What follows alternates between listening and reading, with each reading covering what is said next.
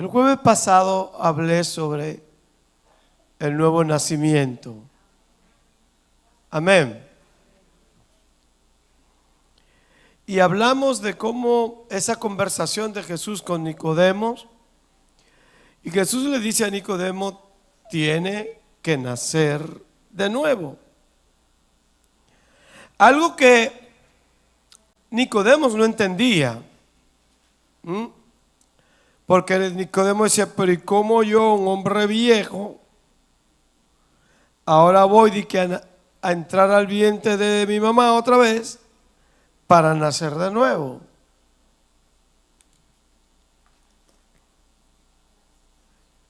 Y miren qué interesante, porque Nicodemo estaba solo hablando del hombre natural. Su mente estaba en el hombre natural, pero no en el hombre espiritual. Amén. Y Jesús le estaba hablando del hombre espiritual. Porque el hombre espiritual se va a manifestar en lo natural. O lo digo de otra manera, lo natural refleja al hombre espiritual. Pero primero somos espíritu y después carne, después sentimientos, emociones. Pero primero somos espíritu. Y Jesús le habló de la necesidad de nacer de nuevo. Pastor, ¿y por qué usted insiste en eso? Porque lo que se está dando hoy día, bueno, y no solamente hoy día, a través de los años, que hay muchos hombres que saben de Dios, que hablan de Dios, pero no han experimentado el nuevo nacimiento. Fue lo que le pasó a don Nicodemo. Era un maestro de la ley. Él podía hablar de Dios, él podía hablar de la ley, él podía hablar de toda la ley de Moisés, la enseñaba, pero no había nacido de nuevo. Y por eso cuando él viene a decirle a Jesús que ellos saben que él había venido de Dios y ustedes no saben eso. Porque para usted entender eso tienen que nacer de nuevo.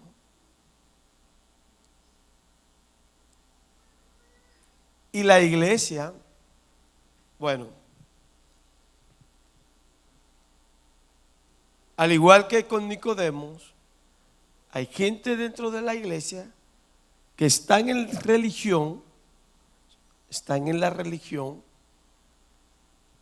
sea, están en la iglesia como una religión. No sé si me doy a entender.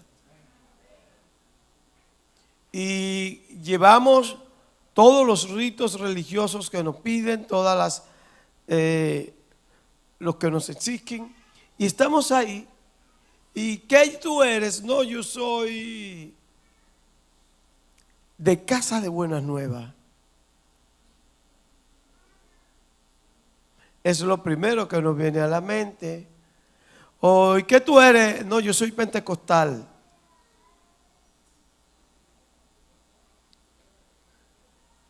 Pero pocas veces nos surge, yo soy hijo de Dios. Yo soy un hombre nacido de nuevo. Y es por eso que vemos en nuestras iglesias que mucha gente que está en nuestras iglesias, que confesaron inclusive un día a Jesús, pero siguen con los comportamientos viejos. Siguen con los comportamientos antiguos. Siguen viviendo o una doble vida, o en el mejor de los casos viven como con el hombre viejo. Y digo en el mejor de los casos porque cuando una persona es capaz de vivir doble vida se engaña a sí mismo. Y es más difícil convencer a uno que vive doble vida que a uno que está consciente que está viviendo conforme al hombre viejo. Y esto que le pasó a Nicodemo le pasó a los hermanos de Éfeso. Y Pablo tiene que trabajarlo tanto con los hermanos de Éfeso y los hermanos de Colosa. Vayamos a Efesios capítulo 4 y vamos a ver cómo Pablo tiene que trabajar con los hermanos, no con los no creyentes.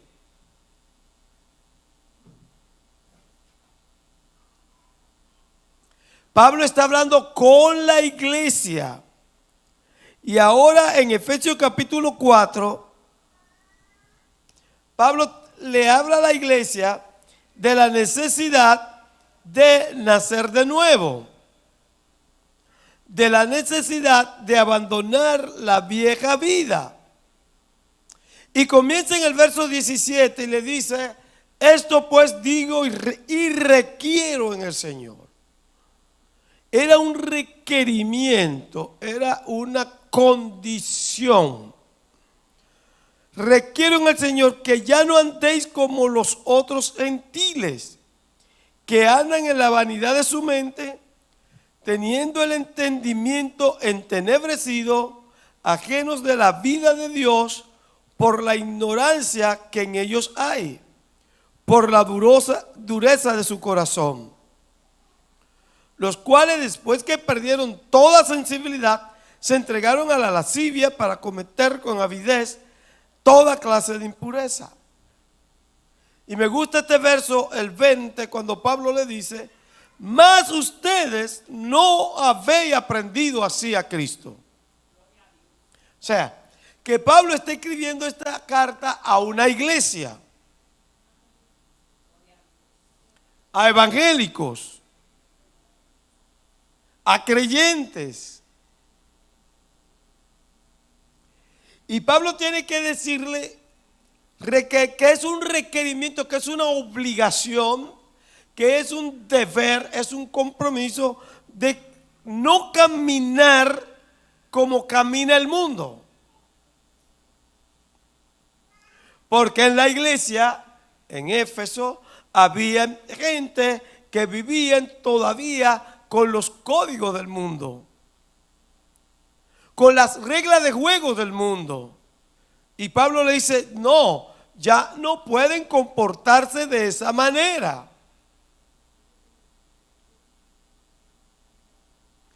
Y aunque Pablo utiliza aquí términos muy fuertes, que nosotros diríamos: no, pero si son creyentes no pueden andar en la vanidad de su mente. Pero miren que Pablo se lo está diciendo a creyentes que estaban andando de esa manera, y Pablo tiene que decirle: ustedes no han aprendido a Cristo así. Lo que usted no se da cuenta es que cuando usted anda conforme a la manera del mundo, usted da un testimonio de su iglesia. Usted da un testimonio del lugar donde está. Usted da un testimonio de Cristo. Y entonces la gente entiende que eso fue lo que te enseñaron. Y a veces no es necesariamente lo que te enseñaron, sino una decisión que tú has tomado de mantener un estilo de vida. Quizá porque por tu reputación, quizá por cosas que tienes en el mundo que todavía te atraen, están atados, tiene compromisos con cosas en el mundo. Entonces Pablo le dice: ya no deben vivir de esa manera, tienen que vivir de una manera diferente. Para ponerle algunos ejemplos quizás y aterrizar un poquito, a veces encontramos hermanos que cogen prestado y no pagan.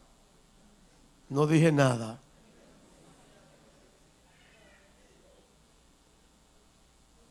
Bueno, en el mundo eso se ve muy frecuente.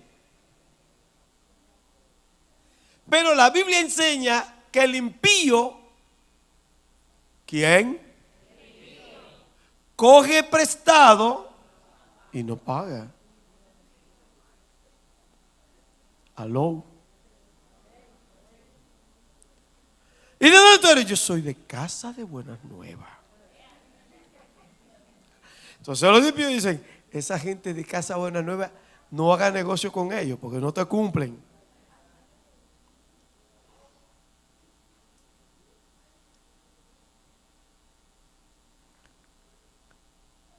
Alguien una vez hizo una conexión extraña, alguien de la iglesia, no está aquí para que no hagan malos juicios, no está aquí, y no que no está aquí esta noche, sino que no está en la iglesia, y me dice, hace una conexión extraña de la energía. Usted sabe a lo que me estoy refiriendo, ¿verdad? Y yo le llamo la atención, hermano, usted no puede hacer eso. Pero fue que él me lo pidió. Digo, él te lo puede pedir. Y tu testimonio como creyente. No, pero que yo no tengo que ver con eso. No, tú sí tienes que ver con eso. Eres cómplice.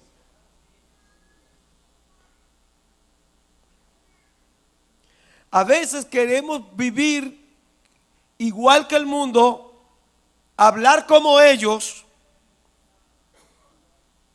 Porque cuando uno oye estas palabras de Pablo, uno dice, bueno, yo ni mato, ni robo, ni hago. Y todas esas cosas horribles, nosotros las descartamos y digo, eso no es conmigo porque yo no hago nada de eso. Pero hablas como ellos.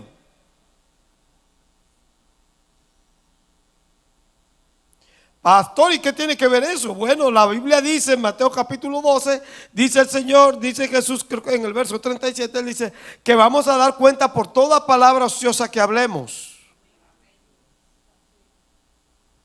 La Biblia dice que lo que tú hablas refleja lo que hay en tu corazón.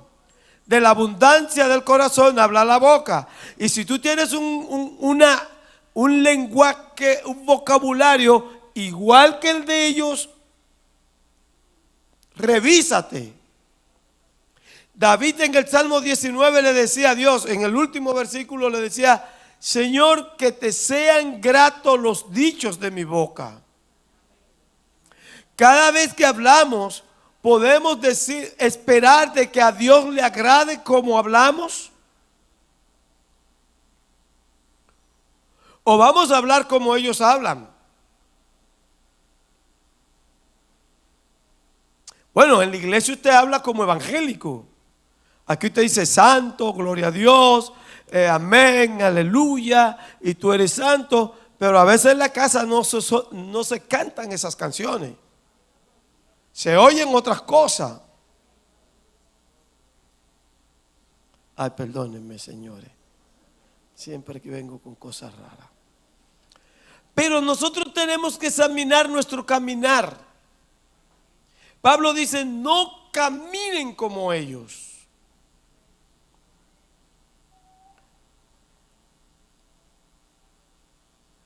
Tenemos que examinar nuestro caminar día a día. Bueno, pastor, pues que todos copiaron el examen, pues, y me lo pasaron. Y yo lo copié. Pero todos lo hicieron. No camines como ellos. Claro, el no caminar como ellos nos va a llevar a caminar contra la corriente.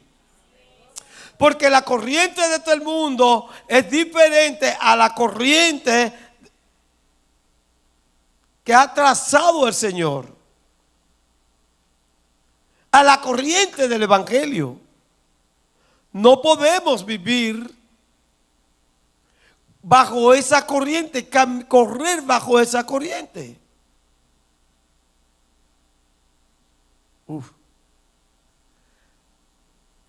A veces nos afanamos tanto como ellos.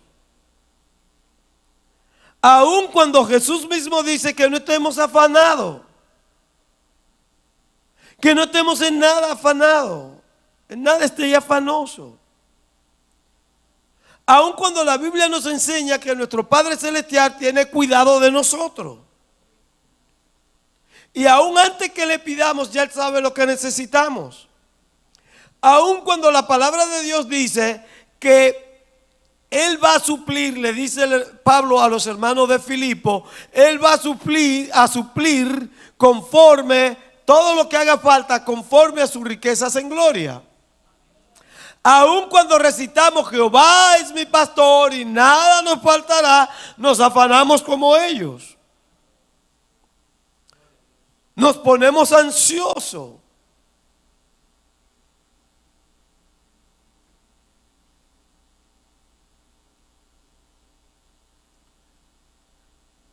Y muchas veces llegamos al extremo de entregarle al mundo lo que es de Dios. Amén. Lo que le corresponde a Dios, entregárselo al mundo. Y eso usted lo puede aplicar en cualquier esfera de su vida.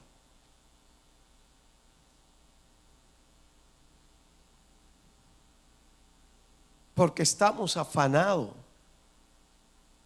¿Recuerdan aquella historia cuando Jesús tiene que decirle, Marta, Marta, afanada está, pero María ha escogido lo mejor?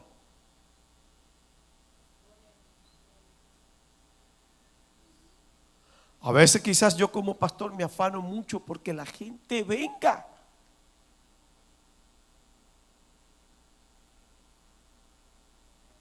Y a veces invierto más tiempo, aún hasta en mis oraciones. Señor, que venga la gente, ponga en su corazón que venga la gente.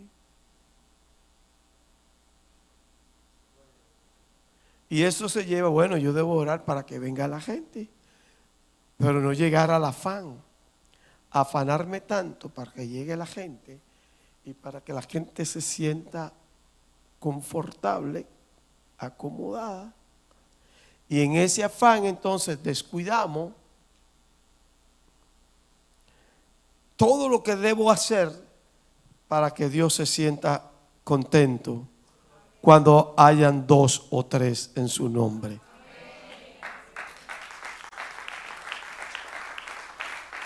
Lo digo de esta manera: nos ocupamos más por la presencia de la gente que por la presencia de Dios.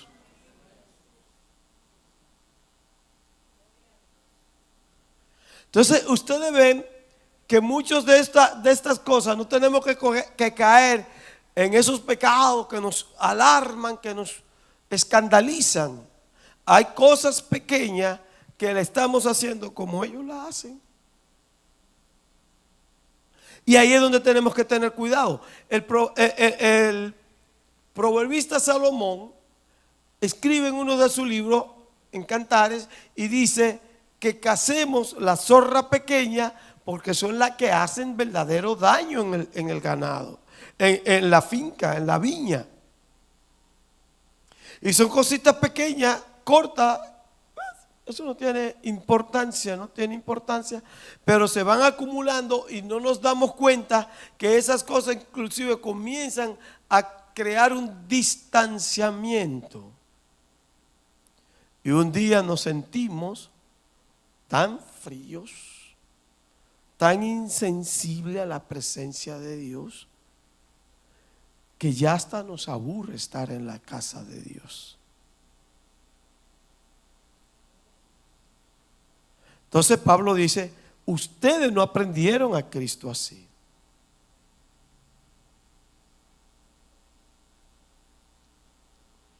Pablo dice que la gente del mundo anda en la vanidad de su mente. ¿Y qué es andar en la vanidad de su mente? Es cuando tú quieres ser por lo que tienes y no por lo que realmente eres. Cuando a ti el tener y el hacer es más importante que el ser.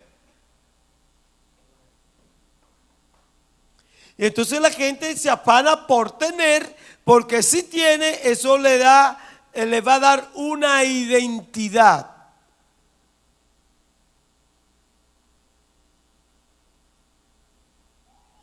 Y eso nos lleva inclusive a la vanidad. Ya, para ponérselo un ejemplo sencillo, ya no es que necesito un medio de transporte.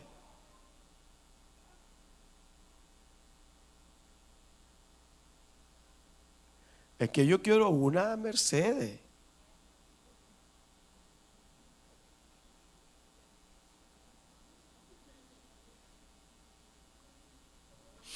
Ah, no, bueno, debe ponerlo porque usted puede comprar su Mercedes, compra su Mercedes.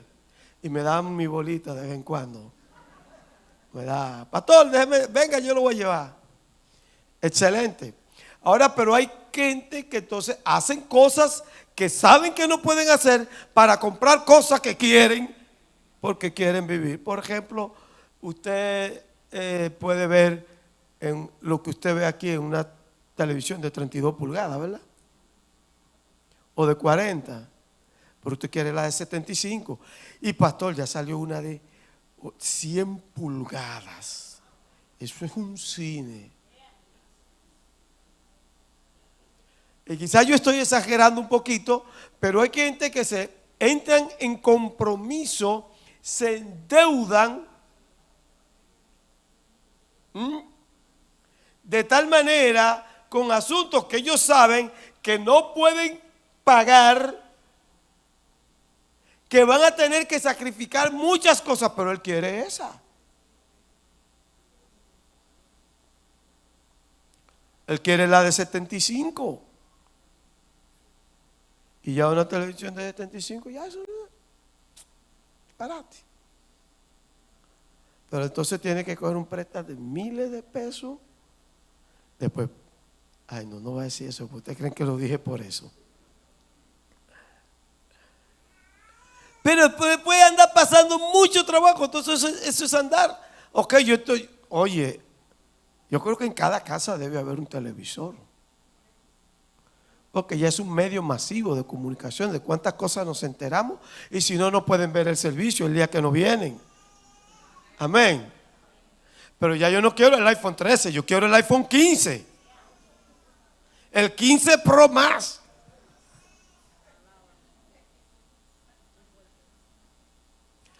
¿Y ha pecado eso? No, si usted puede tenerlo, excelente, dale para allá. Pero ¿cuánta gente empeñan hasta lo que no tienen para comprar el bendito iPhone 15? Porque ese es el último y ese es el que está en la moda. Entonces eso es vanidad. Eso es vanidad. Porque ¿qué tú estás buscando? Total, casi ninguno, muchos de nosotros, incluyéndome yo, no usamos el 20% de la capacidad de nuestros dispositivos. ¿Entiende? Entonces, nosotros también, fíjense, porque cuando usted ve este versículo, usted lo aplica y dice, wow, qué impíos eran. Amén. Amén. Y eso te va a llevar un día a perder la sensibilidad. Porque para ti va a ser más importante, bueno, ya tiene que pagarlo, tiene que trabajar duro, tiene que trabajar muchas extras, tiene que buscar ese dinero. Amén. A menos que sea un impío de los que no pagan. No habéis aprendido a Cristo así. Amén. Cristo lo llena todo. Pero hay muchos que un dispositivo o cualquier mueble o mobiliario, cualquier prenda de vestir, provoca un vacío en su vida. Y lloran porque no pueden conseguir eso. Dios a mí no me quiere. Dios a mí no me ama, porque fíjate, mira, fulano sí lo pudo y yo no lo puedo tener. Cuidadito con eso. Y Pablo dice entonces, en cuanto a vuestra pasada manera de vivir,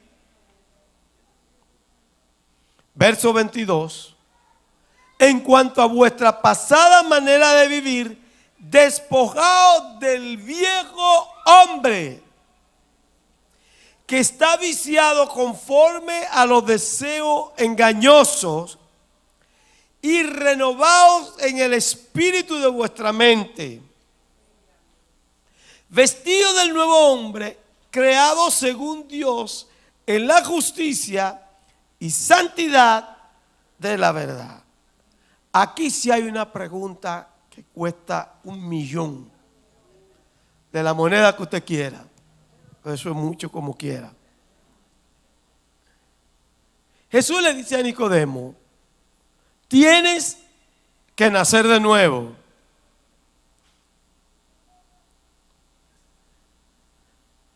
Y enseñábamos que cuando yo recibo a Jesús como mi Señor, yo soy una nueva criatura. De modo que Pablo dice en 2 Corintios 5:17, de modo que si alguno está en Cristo, o sea,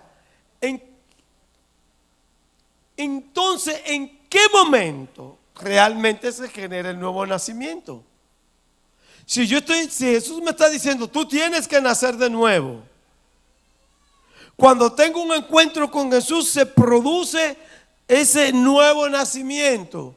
Pero Pablo me está diciendo ahora que yo tengo que despojarme del nuevo hombre y vestirme del nuevo. ¿Y qué pasó? ¿Ya no soy un nuevo hombre? No sé si esa pregunta a ustedes le hace sentido. O sea, tiene que nacer de nuevo. ¿Cuándo nazco de nuevo? Bueno, cuando yo recibo a Jesús, dice el libro de Juan, verso 12 y 13, capítulo 1, versos 12 y 13, cuando recibo a Jesús, soy hijos. O sea, dice, a los que le recibieron, le dio potestad de ser hechos, ¿qué? Sigue. Los cuales no son ni de voluntad de carne, ni de voluntad de varón, sino de Dios. ¿Qué está diciendo este versículo? Que cuando yo recibo a Jesús, yo soy engendrado en un nuevo hombre. Ya no soy engendrado de carne. No vuelvo a nacer, a entrar al vientre de mi mamá y nacer como pensaba Nicodemo, sino que cuando yo recibo a Jesús, Él me da un derecho, Él me pide un nuevo acta de nacimiento y dice, ahora tú eres hijo de Dios, porque ahora tú eres engendrado de Dios.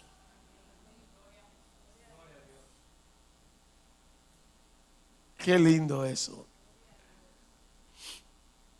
Entonces pasó a ser una nueva criatura. Ahora Pablo le dice a los hermanos que habían recibido a Cristo de Éfeso, que no anden como los que estaban ahí afuera, sino que se vistan, que dejen el viejo hombre, se despojen del viejo hombre y se vistan de nuevo. Lo que voy a enseñar, préstele mucha atención. Préstele mucha atención. Busque su Biblia.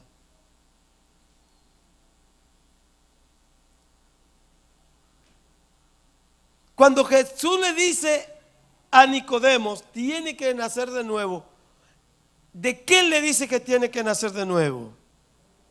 De agua y del Espíritu. Del Espíritu. No de espíritu, sino del Espíritu. Amén. Así dice nuestra Biblia, ¿verdad? Es así, si lo tiene, eso está en Juan capítulo 3, creo que el verso 5 o el 6. Tú lo buscas ahí, entre el 3 al 5. Capítulo 3, entre el verso 3 al 5. Uno de esos 3 versículos. Entonces le dice, tiene que nacer de agua y de espíritu. Sigue. 5, exactamente. Déjalo en el 5. Tiene que nacer de agua y de espíritu. Cuando hablamos de ese tema, que el agua representaba la palabra de Dios. Pablo dice que la iglesia, Cristo la lavó en el lavacro de la palabra. Jesús le dijo a sus discípulos en un momento, ya yo los he limpiado con las palabras que les he hablado. Amén. ¿Con qué limpiará el joven su camino?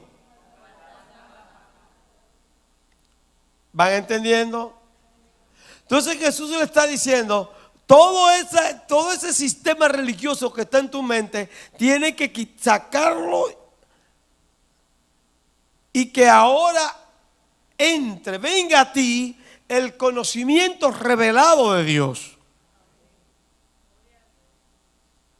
Ya no es el conocimiento que entró por información, por tradición, sino tiene que recibir el conocimiento revelado de Dios. Y esto es como un nuevo nacimiento.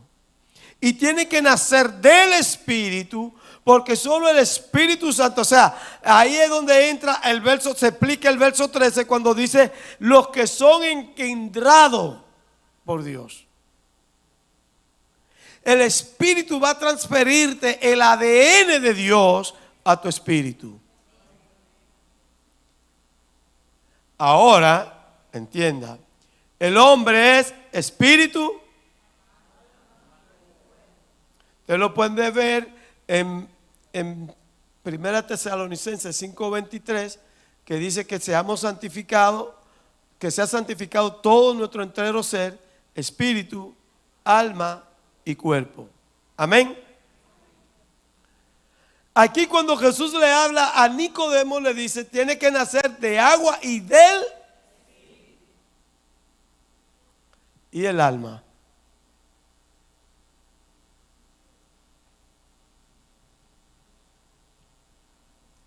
El espíritu nace de nuevo. Cuando un hombre nace de nuevo, o una mujer, cuando una persona nace de nuevo, nace del espíritu. Y todas esas ideas que tenía, todas esas concepciones, todas esas creencias anteriores que usted tenía de lo que era Dios y lo que era servirle a Dios, usted como que lo echa al zapacón y ahora asume lo nuevo, lo que se te está revelando a través de la palabra.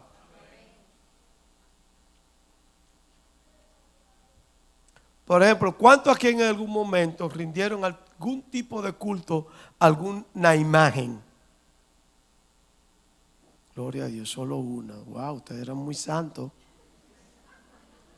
Sabrá los altares que tuvieron que, cuando se convirtieron, que tuvieron que. ¿Verdad? Y entonces, ahora, cuando usted viene al Señor, usted entiende que el adorar una imagen ofende a Dios.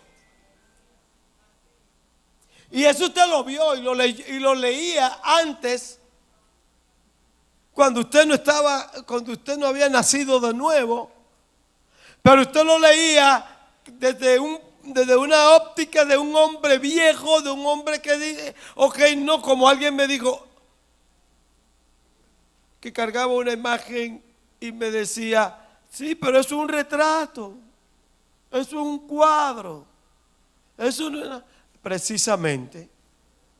Pero ese cuadro representa algo, representa a alguien.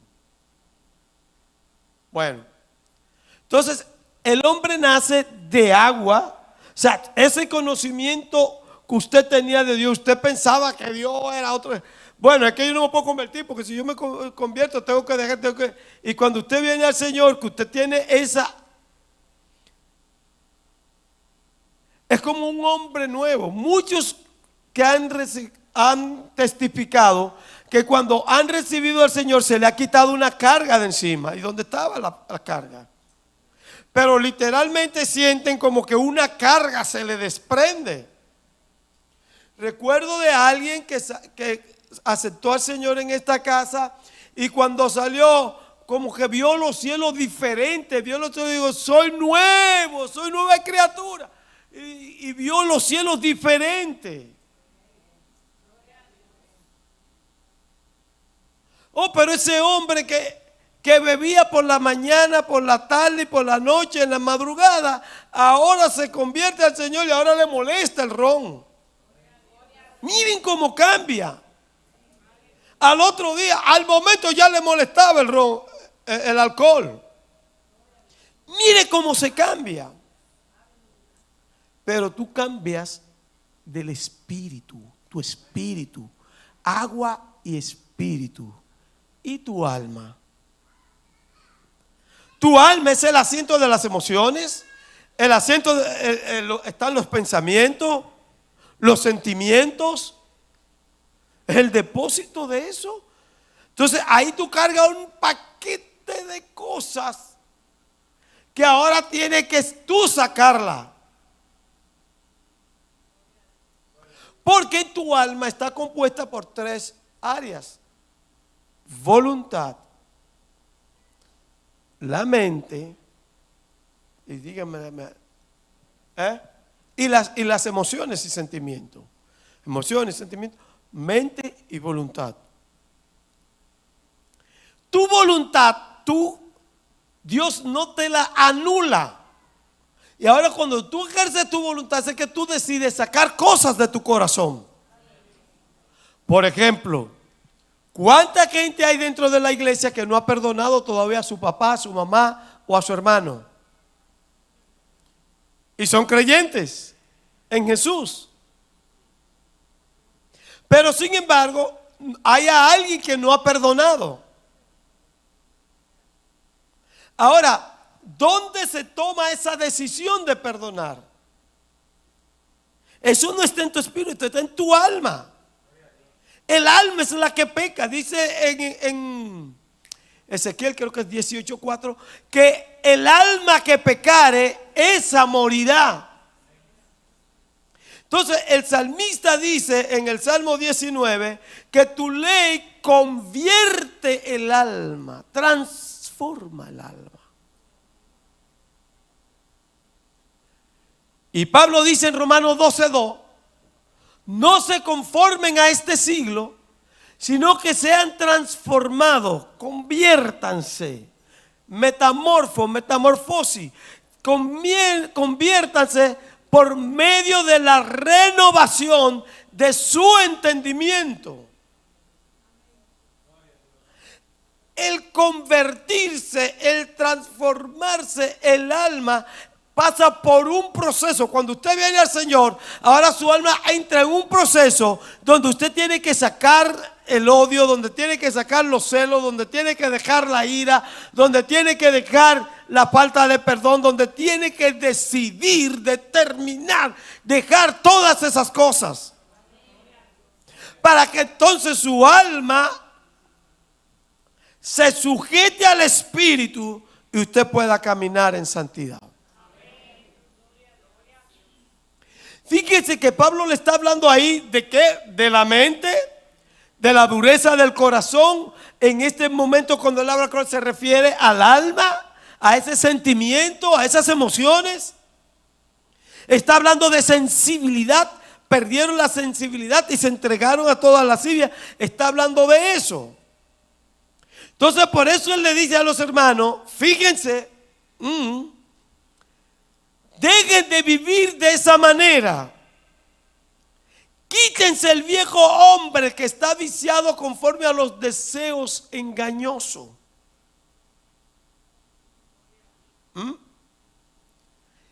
Y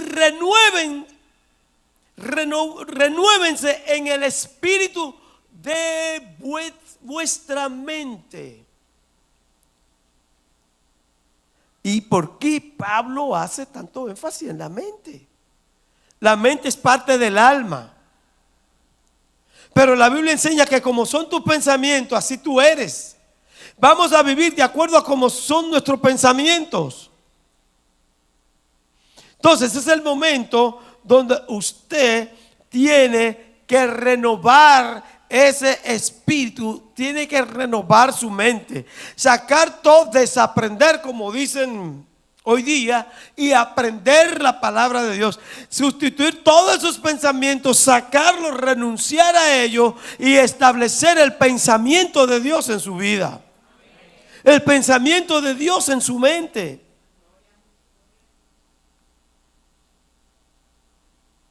Y vestirse de ese nuevo hombre creado según Dios en la justicia, santidad y santidad de la verdad.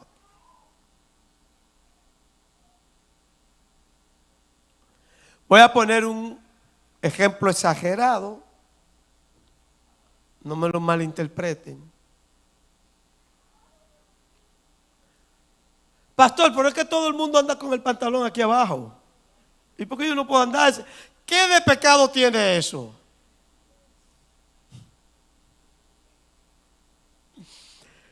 ¿Qué de pecado tiene eso?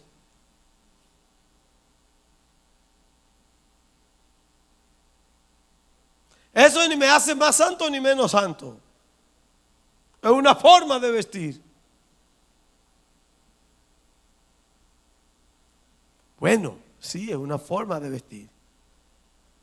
¿Quién ha impuesto esa forma? ¿Quién viste así? ¿Por qué se visten así? Pero ok, Pablo es más objetivo que yo y le dice, por lo cual desechen la mentira, hablen la verdad cada uno con su prójimo, porque somos miembros de los unos de los otros. Aló. Carpio, yo no fui a su casa, que desde que iba a ir, pero no fui porque usted sabe que se me presentó un problema. Y Carpio, no, pastor, no hay problema, se presentó un problema. Eso se lo pasa a cualquiera. Y lo cree perfecto y lo acepta. Pero resulta que no se me presentó ningún problema. Yo me acosté a dormir, me cogió el sueño, me levanté tarde y ya no hay tiempo para ir donde el Carpio. Y así hay muchos hermanos que hablan mentiras. Y la mentira es parte de la vieja vestimenta. Y la palabra nos llama de que no nos mintamos unos a los otros. Somos hermanos, somos miembros de un solo cuerpo. ¿Por qué tiene que hablarle mentira a tu hermano? ¿Por qué tiene que hablarle mentira al pastor? Total. Y ahí, para no seguir, porque ya el tiempo se me acabó hace rato, yo he seguido de desobediente. Pablo da una lista de cosas que se estaban haciendo. Airaos, pero no pequéis. No se ponga el sol sobre vuestro enojo. No le den lugar al diablo. No hurten. Trabajen. Amén. Yo sé que estos mensajes no producen, amén, pero no contriste. Ay, no. Ninguna palabra corrompida salga de vuestra boca, sino la que sea necesaria para la edificación, a fin de dar gracias a Dios, dar gracias a los oyentes. Y no contristéis el Espíritu Santo de Dios, con el cual fuiste sellado para el día de la redención. Quítese de vosotros toda amargura, enojo, ira, gritería, maledicencia y toda malicia. Antes, sed benignos uno con otros, misericordioso, perdonándoos unos a otros, como Dios también os perdonó a vosotros en Cristo. Esa es la forma de vivir la nueva vida. Esa es la nueva vida. Casa de buenas nuevas. Dejemos de andar como anda la gente del mundo. El que me la hace, me la paga. Perdona. Pide perdón.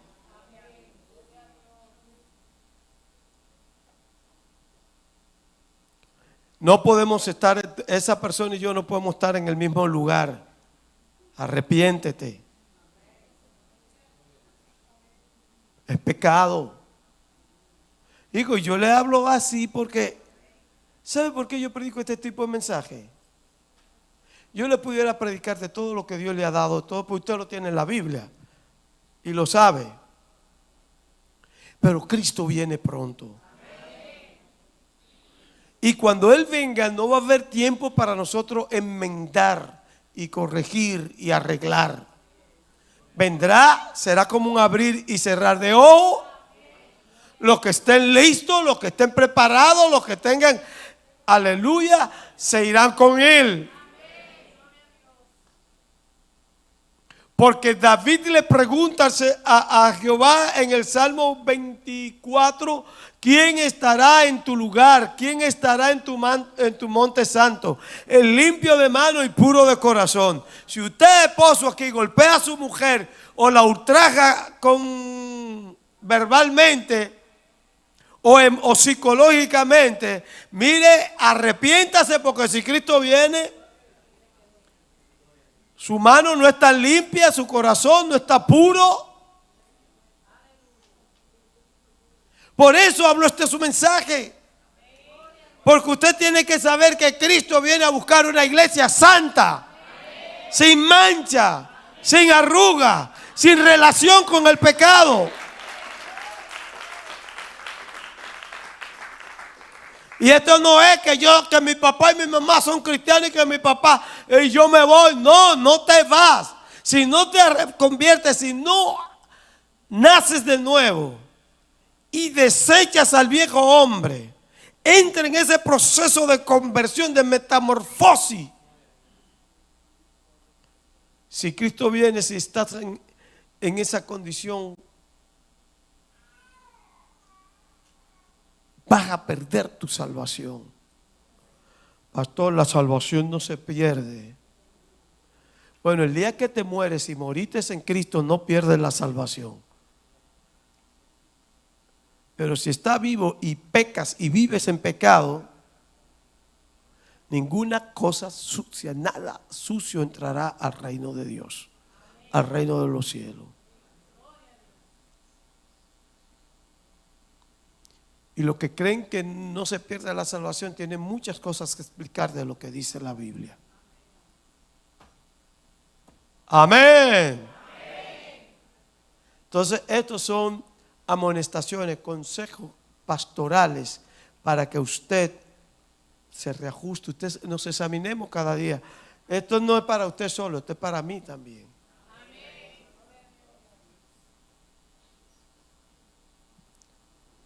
Porque Cristo viene pronto. Mucha gente no lo cree, pero Cristo viene pronto. Y Cristo viene por su iglesia. Y nosotros somos su iglesia. Así que tenemos que estar listos. Es como que cuando los que tienen hijos aquí, y que la guagua de la escuela lo va a buscar, usted tiene que tener ese muchachito listo para cuando la guagua hace ¡pip! Porque si no se queda.